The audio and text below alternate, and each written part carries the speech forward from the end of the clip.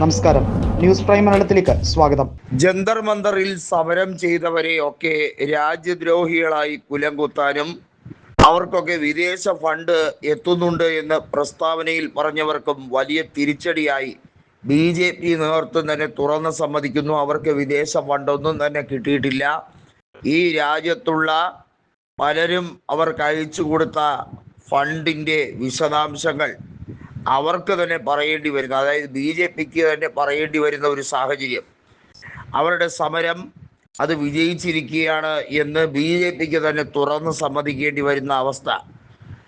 അതായത് കഴിഞ്ഞ ഏതാനും ദിവസങ്ങളായി ഈ രാജി, അതായത് ധർമ്മേന്ദ്ര പ്രധാന്റെ രാജി വ്യക്തിപരമായ ചില കാരണങ്ങളാലാണ് എന്ന് പറഞ്ഞുകൊണ്ടുള്ള ധർമ്മേന്ദ്ര പ്രധാന്റെ ചില പ്രസ്താവനകളെ പൊക്കിപ്പിടിച്ചുകൊണ്ട് ഈ രാജ്യത്ത് കൃത്യമായും CJP അല്ലെങ്കിൽ കോക്രോച്ച് ജനതാ പാർട്ടി നടത്തിയ സമര പരിപാടികൾ കൊണ്ടല്ല, മറിച്ച് ഈ രാജ്യത്ത് പ്രശ്നങ്ങൾ ഉണ്ടാകാതിരിക്കാൻ വേണ്ടിയുള്ള ഒരു കരുതലായിട്ടാണ് കണക്കാക്കേണ്ടത് എന്നൊക്കെ പറഞ്ഞ് തള്ളിമറിക്കാൻ ശ്രമിക്കുകയാണ്.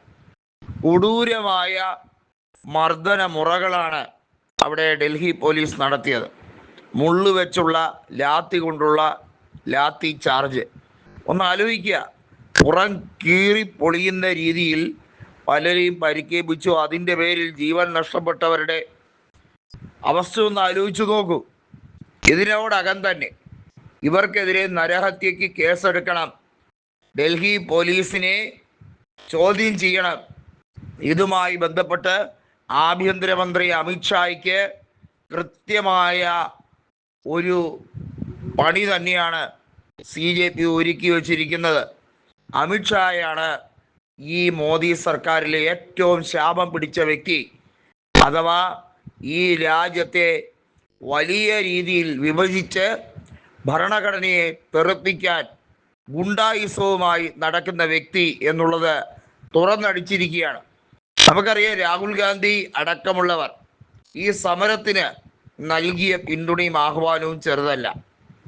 പക്ഷേ പല സോഷ്യൽ മീഡിയയിലും പറയുന്നു, പ്രതിപക്ഷമായിട്ടുള്ള നിങ്ങൾ മൗനവ്രതത്തിലായിരുന്നു, അപ്പോഴല്ലേ CJP സമരം നടത്തിയെന്നാണ്. നോക്കൂ, ഈ രാജ്യത്ത് സമരം നടത്താനും പ്രതിഷേധിക്കാനും ആർക്കും അവകാശമുണ്ട്. ആ സമരത്തിന് ഐക്യദാർഢ്യം കൊടുക്കുക എന്നുള്ളത് പ്രതിപക്ഷത്തിൻ്റെ ധർമ്മമാണ്. ഈ രാജ്യത്ത് പ്രതിപക്ഷം മാത്രം ഒരു സമരം നടത്തിയത് കൊണ്ട് BJPക്ക് കാര്യമായ പരിക്കേൽക്കില്ല. എവിടെ നിന്നില്ലാതെ എന്തെന്നില്ലാതെ ഇതുപോലെ മാരകമായ സമരമുറകൾ നടത്തിയാൽ മാത്രമേ അത് വിജയിപ്പിച്ചെടുക്കാൻ പറ്റൂ.